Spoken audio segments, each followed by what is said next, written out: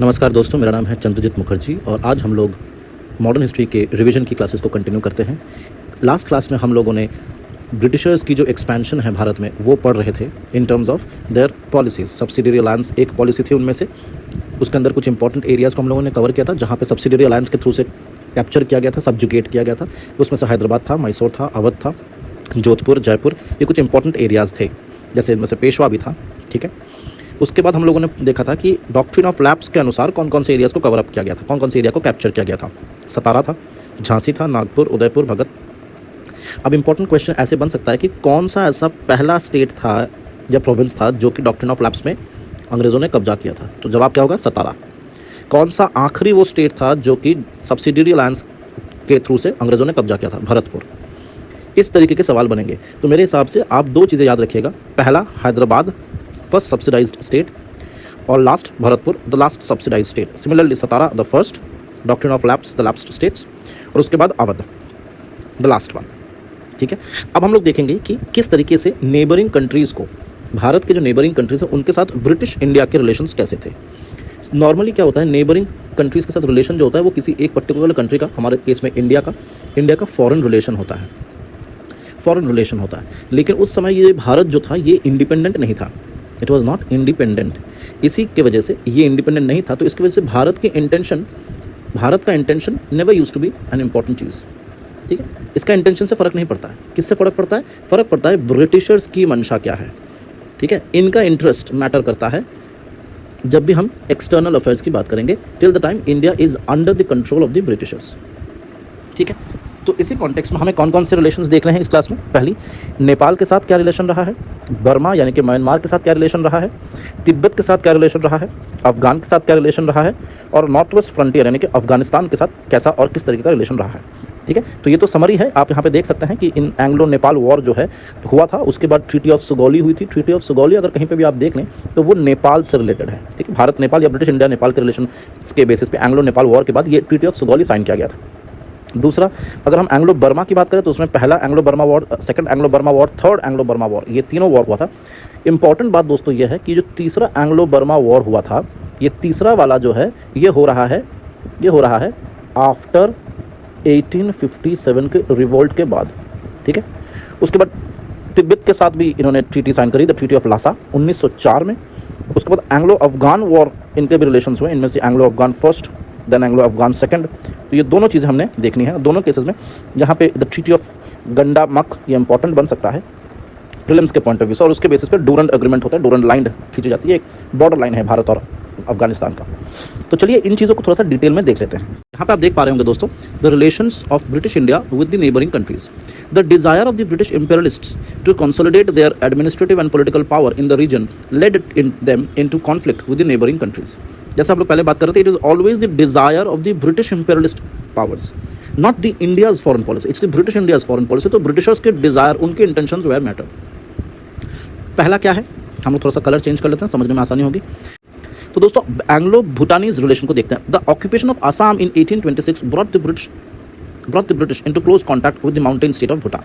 Frequent raids by the Bhutanese into the adjoining territories of Assam and Bengal, and the bad treatment meted out to Elgin's envoy in 1863, and the treaty imposed on him by which the British were forced to surrender the pass leading to Assam, led the British annexation of these passes and the stopping of the allowances paid to the Bhutanese. In 1865, the Bhutanese were forced to surrender the pass in return for an annual subsidy, and it was the surrendered district which became the productive area with the tea garden. अब इस चीज़ को थोड़ा सा समझ लेंगे तो आसानी रहेगी। देखिए क्रोनोलॉजी क्या है कि यहाँ पे भूटान है, ठीक है, भूटान जो है वो आसाम के एरिया को कैप्चर कर लेता है। ठीक है, कब करता है? 1826 में।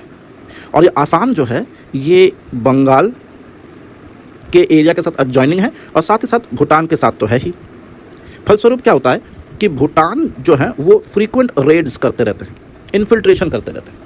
और सिर्फ इतना ही नहीं, एक बारी एल्गिन साहब का एनवॉय जा रहा था तो उसके साथ भी बहुत बुरा सलूक हुआ, और फिर एल्गिन साहब को यानी कि ब्रिटिश एम्पायर को फोर्स किया गया कि आप एक ट्रीटी साइन करें, और ये treaty was not in favour of the Britishers, यानी कि भूटानीज आर्मी या भूटानीज पावर बहुत ज़्यादा थी उस समय, और ये बदला ब्रिटिशर्स को लेना था वापस से। वही चीज़ फिर 1865 में 1865 में आप देख पा रहे होंगे भूटानीज को फिर इन्होंने सरेंडर करने पर मजबूर कर दिया कुछ सालों के बाद। और सिर्फ इतना ही नहीं, एक डिस्ट्रिक्ट भी भूटान का ब्रिटिशर ने यानी कि ईस्ट इंडिया कंपनी ने ले लिया। उसी डिस्ट्रिक्ट पे आज जो है हमारा बहुत बड़ा टी गार्डन जो है इंडिया के अंदर वो वहीं से लिया गया है। सो टेक्निकली आज का जो टी गार्डन वो बेसिकली भूटान का पार्ट हुआ करता था। 1865 में हम लोगों ने उनसे छीन लिया, हम लोगों ने यानी कि ब्रिटिश ईस्ट इंडिया कंपनी ने। आपको होपफुली ये क्रोनोलॉजी समझ में आ चुकी है। नेक्स्ट हम बात करते हैं एंग्लो नेपाल की। एंग्लो नेपाल की इसमें क्या होता है, तो गोरखास जो है वो पूरी तरह से कंट्रोल कर रहे थे नेपाल को, ठीक है। अच्छा, they began to expand their domination beyond the mountains, they found it easier to expand in the southern areas. They मतलब कौन है यहाँ पे, दे मतलब दी गोरखास, ठीक है। नॉर्थ में एक्सपैंड करना गोरखास के लिए इसलिए डिफिकल्ट हो रहा था बिकॉज वो अच्छा खासा डिफेंडेड था, वो अच्छा खासा प्रोटेक्टेड था बाय द चाइनीज। तो उनके लिए साउथ डायरेक्शन में बढ़ना, एक्सपैंड करना for the Gorkhas were comparatively easy. In 1801, in 1801, the English annexed the Gorakhpur, which brought the Gorkhas boundary and the company's boundary together. ठीक है, तो ये गोरखपुर को जब अंग्रेजों ने कैप्चर किया, इसके वजह से क्या हुआ, उस तरफ से गोरखास और इस तरफ से ईस्ट इंडिया कंपनी जो है ये काफ़ी नज़दीक आ गए। इनफैक्ट बाउंड्रीज जो है वो साथ साथ आ गई। ऑब्वियसली फिर कॉन्फ्लिक्ट स्टार्ट हुआ, और कॉन्फ्लिक्ट जो स्टार्ट हुआ due to the Gorkha capture of Butwal and Shivraj in the period of Lord Hastings. ये दोनों नाम इंपॉर्टेंट है, ये कॉन्फ्लिक्ट की कगार पे थे, लेकिन जब गोरखास ने बुटवाल और शिवराज को कैप्चर किया तब जो है लड़ाई शुरू हो गई। और ये कैप्चर किसके काल में हुआ, लॉर्ड हेस्टिंग्स के काल में हुआ। तो वॉर जो है वो एंड भी हुआ with the treaty of Sugauli in 1816। As per the treaty, Nepal accepted the British resident. Nepal ceded the districts of Garhwal and Kumaon to the Britishers या British India. Nepal also withdraw from Sikkim. तो एक तरह से नेपाल की हार हुई। This agreement also brought many advantages to the Britishers. जैसे अब the British Empire now reached to the Himalayas, got better facilities for trade with the Central Asia. They also acquired sites of hill stations जो आज की तारीख का शिमला, मसूरी, नैनीताल ये सब जगह भी हम लोग अंग्रेजों को मिलता रहा, ठीक है। और गोरखास जो है वो ज्वाइन कर गए British Indian army in large numbers. तो ये गोरखास बहुत बढ़िया फाइटर थे और ये भी अंग्रेजों को मिल गए। तो ये ट्रीटी ऑफ सुगौली जो है 1816 की, ये अंग्रेजों के लिए एक बून था, इट वॉज अ वरदान, ठीक है। अब आते हैं एंग्लो बर्मीज वॉर यानी कि म्यांमार वाली जगह पे क्या हो रहा है। In the beginning of the 19th century Burma जो है वो फ्री कंट्री था एंड वांटेड टू एक्सपैंड। सबका वही प्रॉब्लम है। और एक्सपैंड कहाँ, वेस्टर्न साइड यानी कि अंग्रेजों के टेरिटरी के अंदर, which fuelled the lure of the forest resources of Burma. जैसे ही अंग्रेजों को पता चला कि वो एक्सपैंड कर रहे हैं तो उनकी नजर गई, अंग्रेजों की नजर गई बर्मा पे। और बर्मा पे देखा कि बर्मा के पास बहुत ज़्यादा फॉरेस्ट रिसोर्सेज है और बर्मा जो है एक मार्केट बन सकता है ब्रिटिशर्स के मैन्युफैक्चर्ड गुड्स के लिए। तो कहाँ सपने बुन रहा था बर्मा की वेस्टर्न साइड पे एक्सपैंड करेगा, लेकिन बर्मा को कैप्चर करने के लिए अंग्रेज जो है वो मंसूबे करने लगे, ठीक है। उसके बाद जैसा कि यहाँ पे लिखा गया है कि market for the British manufactures in the Burma and the need to check the French ambition. अगर बर्मा को कैप्चर कर लिया तो फ्रेंच की जो थोड़ी बहुत जो भी एम्बिशन बची हुई है भारत में वो भी खत्म हो जाएगी। भारत में कहें या साउथ एशिया में कहें, साउथ ईस्ट एशिया में कहें। 3 लड़ाइयों के बाद जो है बर्मा को एनेक्स कर लिया गया ब्रिटिश इंडिया के अंदर इन द ईयर ऑफ 1885। ध्यान रखिएगा, जब बर्मा को जिस साल बर्मा को कैप्चर करके ब्रिटिश इंडिया के अंडर में ले लिया गया, उसी साल इंडियन नेशनल कांग्रेस बना था, तो इसमें हम लोग देख लेते हैं first Burmese war, Anglo Burmese war, ठीक है। जिसमें क्या हुआ था, the first war with the Burma was fought when the Burmese expansion westward started actually and the occupation of Arakan and Manipur. जो अराकन और मणिपुर जो है वो एरिया जो है वो बर्मा ने कैप्चर कर लिया था, ठीक है। और वो जो है एक थ्रेड बन गया था असम के लिए, अब एंटायर ब्रह्मपुत्र वैली के लिए। मतलब कि मान लीजिए ये हमारा नॉर्थ ईस्ट पार्ट है, यहाँ पे बर्मा है, तो बर्मा जो है वो इस तरफ मूव कर रहा था, वेस्टर्न साइड पे एक्सपैंड कर रहा था, और यहाँ पे हमारा असम है। तो ये असम को अब थ्रेट लगने लगा कि अब ये लोग कैप्चर कर रहे हैं। In other words British India को ये डायरेक्टली एक काइंड ऑफ चैलेंज था कि बर्मीज जो है वो अटैक कर रहे हैं, ठीक है। बात समझ में आ रहा होगा आपको। इसके अलावा क्या होता है, कंटिन्यूअस फ्रिक्शन होती रहती है इन दोनों के बीच, ठीक है। उसके बाद the British expeditionary forces occupied Rangoon in May 1824 and reached within 72 kilometres of the capital at Ava, ठीक है। Peace was finally established in 1826 with the treaty of Yandabo. ये भी इंपॉर्टेंट था, ट्रीटी ऑफ यानदाबो। ये treaty of यानदाबो किसके बीच में है, British India and the Burma. ये भी याद रखिएगा, British India and Burma. Sugauli किसके साथ था, नेपाल के साथ था। यानदाबो किसके साथ है, बर्मा के साथ है। Pay 1 crore, the Burmese government had to pay 1 crore as a war compensation. Burma ceded its coastal provinces of Arakan and Tenasserim to the Britishers. It abandoned the areas जो भी उन्होंने कैप्चर किया था असम, कछार और जंतिया जो हिल्स है हमारे। रिकॉग्नाइज किया मणिपुर जो है as an independent state. Commercial treaty भी करी ब्रिटेन के साथ और एक्सेप्ट कर लिया ब्रिटिश रेसिडेंट एट आवा जो उनका कैपिटल हुआ करता था। दूसरा जो बर्मीज वॉर हुआ 1852 में हुआ। The second Burma's war was a result of the British commercial need and उसके बाद उसकी imperial policy of Lord Dalhousie। यहाँ से फिर अब अंग्रेज यहाँ पे स्टार्ट कर रहा है, अब अंग्रेज यहाँ पे समस्या क्रिएट कर रहे हैं। उनको मुंह में खून लग गया है, अब उनको लालच बढ़ गया है, उनका टिम्बर चाहिए, उनका फॉरेस्ट रिसोर्सेज चाहिए। This time the British occupied Pegu the only remaining coastal province of Burma.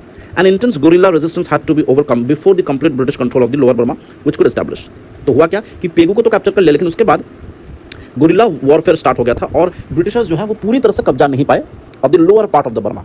इसके बाद क्या होगा? इसके बाद होगा द थर्ड बर्मीज वॉर 1885 में, after the death of the Burmese king Mindon. ठीक है, उसके उनके जो बेटे थे थिबाओ, वो सक्सीड करते हैं. और थिबाओ जो है in the beginning itself was hostile towards the Britishers. ठीक है, British merchants at Rangoon and Lower Burma had been complaining about the step motherly treatment by Thibaw, who had also been negotiating commercial treaties with the rival powers of France, Germany and Italy. यानी कि थिबाओ को तो पता था, इनको तो पता था कि अंग्रेज कैसे हैं. 2 लड़ाइयाँ ऑलरेडी इनके पिताजी अंग्रेजों के साथ कर चुके हैं. ठीक है, तो ये बहुत ही बुरी तरीके से ट्रीट कर रहे थे अंग्रेजों के कमर्शियल इंटरेस्ट को, मर्चेंट्स के साथ. वही कह रहे हैं कि स्टेप मदरली ट्रीटमेंट. और सिर्फ इतना ही नहीं, अंग्रेजों के जो राइवल पावर्स हैं, जर्मनी, फ्रांस, इटली, इन सब से भी थिबाओ जो है वो कॉन्टैक्ट बना रहे थे. यहाँ तक कि French also plan to lay a rail link from Mandalay to French territory at that time. तो तब when the British were in conflict with the French in Niger, Egypt and Madagascar. तो ये बहुत ही ह्यूमिलिएटिंग सा चीज़ बनता जा रहा था. इवेंचुअली क्या हुआ? A humiliating fine had been imposed on a British timber company. एक बार इन्होंने क्या किया, थिबाओ ने एक ह्यूमिलिएटिंग फाइन चार्ज किया, इम्पोज किया on British timber company by Thibaw. Dufferin उस समय जो अंग्रेज के वो थे, गवर्नर थे, उन्होंने कहा कि अब इन्वेजन करना पड़ेगा, फाइनल एनेक्सेशन अपर बर्मा का जरूरी है. So British had to face a strong guerrilla uprising in the whole Burma soon after that, and a nationalist movement after the First World War. The Burmese nationalists joined hand with the Indian National Congress to weaken this link. Burma was separated from India in 1935. The Burmese nationalist movement further intensified under Aung San Suu Kyi during the Second World War, which finally led to the independence of Burma in 1948. तो एक समय काल ऐसा आया जब वहाँ के Burmese के जो नेशनलिस्ट हैं, उन्होंने हाथ मिलाया इंडियन नेशनल कांग्रेस के साथ, क्योंकि दोनों ही जो है, एक तरफ आप समझने की कोशिश करना, एक तरफ बर्मा भी जो है अंग्रेज का कॉलोनी बनता जा रहा है और भारत तो बना हुआ है बहुत सालों से. अब मौका मिला है कि अगर ये दोनों नेशनलिस्ट मिल जाए और एक साथ अटैक करें हमारे कॉलोनियल रूलर या हम कहें कॉलोनियल जो एक्सप्लॉयटर हैं, तो कैसा रहेगा. तो यही चीज़ वहाँ पर हो रहा था. ठीक है, ये चीज़ और ज़्यादा इंटेंसिफाइड होगी सेकेंड वर्ल्ड वॉर में अंडर द लीडरशिप ऑफ ऊंग यांग सांग. और फिर अल्टीमेटली जैसे भारत को 1947 में आज़ादी मिली, वैसे ही बर्मा को 1948 में. ठीक है, तो ये थी मोटी मोटी बात. अब हम लोग बात करेंगे एंग्लो तिब्बतियन रिलेशंस.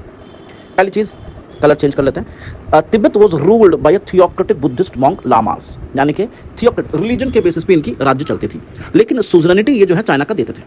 ठीक है, अब British efforts to establish friendly and commercial relations with Tibet had not yielded any result in the past and a deadlock had been reached over the time of Curzon arrival in India. Curzon जब से आए हैं तब से लेकर के britisher ने बहुत कोशिशें करी कि तिब्बत के साथ अच्छे कमर्शियल और फ्रेंडली रिलेशन एस्टैब्लिश करने की, लेकिन अभी तक वो जो कुछ कर भी नहीं पाई और एक डेडलॉक सा हो गया between the Tibet and the British India. और एक कारण ये देखा जा रहा है कि एंग्लो जो तिब्बतियन, जो हमारे तिब्बतियन के लोग हैं, तिब्बत रीजन जो वो ऑलरेडी सुजरनिटी एक्सेप्ट कर चुके हैं चाइना के. So China's suzerainty over Tibet was ineffective and Russian influence at Lhasa was increasing. एक समय ऐसा आया कि चाइना का जो इन्फ्लुएंस है वो कम होता दिखाई दे रहा था और रशिया का इन्फ्लुएंस ज़्यादा दिखाई दे रहा था on Tibet. There were reports on Russian arms and ammunition coming into Tibet. Curzon उस समय काफ़ी घबरा गए. कर्जन को समझ में आने लगा कि ये रिस्क बढ़ रहा है. तो कर्जन ने क्या किया? He felt alarmed and he sent a small Gorkha contingent under Colonel Young Husband on a special mission to Tibet to oblige the Tibetan to come on an agreement. The Tibetan directly refused कर देते to negotiate anything and offered a non-violent resistance. Young Husband जो है वो फिर से push करते हैं his way into Lhasa while Dalai Lama fled. ठीक, फिर से वो पुश करते हैं, लेकिन by the time Dalai Lama वहाँ से निकल चुके थे. अब जो है ट्रीटी ऑफ लासा साइन होता है. Young husband dictated the terms of the Tibetan officials to provide that Tibet would pay an indemnity compensation of 75 lakh rupees at the rate of 1 lakh rupees per annum.